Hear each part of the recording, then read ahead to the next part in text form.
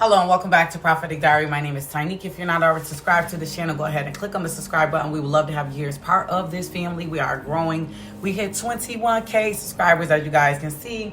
I have my balloons in the background as I was celebrating this weekend. I'll share the pictures with you guys. So happy to have you here. If you're new to the channel, go ahead and click on the subscribe button, click on the like button. We would love to have you join our growing family. We had our self-love series over the weekend. It was so amazing. Shout out to Queen Esther who came through. I am dropping the flyer for our next series for the month of March, a man's heart versus a woman's heart. These are all from the Bible, right? So you're gonna know what's on that man's heart, you know what's on that woman's heart. So join us for our next single and ready series. The Lord gave me a good word for you guys today, and it's gonna be in Esther 2:8.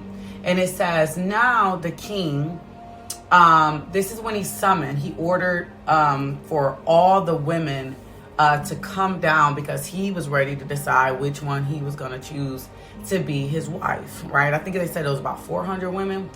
And that is exactly what's going on right now in the earth, right? God is grabbing his daughters that have been preparing and ready.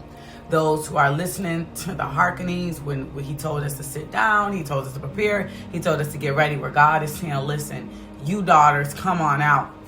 And we see here that Haggai, who was entrusted over all the women, he really took to Esther and gave her favor, right? He really took to her and he gave her favor. And it says immediately he provided beauty treatments for her. So he wanted to get Esther through the process quickly, right? He wanted to get her before the king, right? He was acting as a destiny helper to get her before the king. So what am I saying? What I'm saying is, family, is that you have arrived. I'm saying you have arrived, and you may be looking around at all these 400 women, and a lot of people may not be familiar to you anymore, right? You've grown so much, you surpassed so much. You're looking around in this new land, and you don't know any of these women. You don't know any of these people. You've grown, and God says you have arrived to that moment.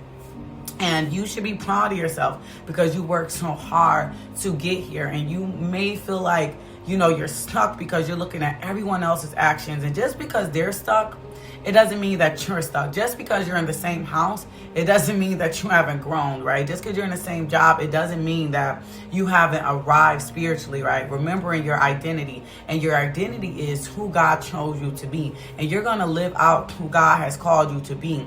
No matter what, your identity is not in your money. It's not in your popularity. Your identity is in your purpose, right? So God is saying you have arrived, Esther. I see you fit. Your heart is prepared and ready to be with Xerxes, knowing exactly what he wanted, who he wanted to be with. He was able to choose Esther, right? Because obviously he had been through a lot and he had already known the type of woman that he wanted to marry. So just know that God is preparing your husband. But I am telling you today that you have arrived. You have arrived, family. Forget your past. Forget who's not with you. Forget who didn't catch up. Let all of that go. You have arrived. You have arrived. I love you, family. No weapon formed against you shall prosper. I'll talk to you soon. If you feel led to give into this word, # I have arrived. The ways to give are down below. Talk to you soon. Bye-bye.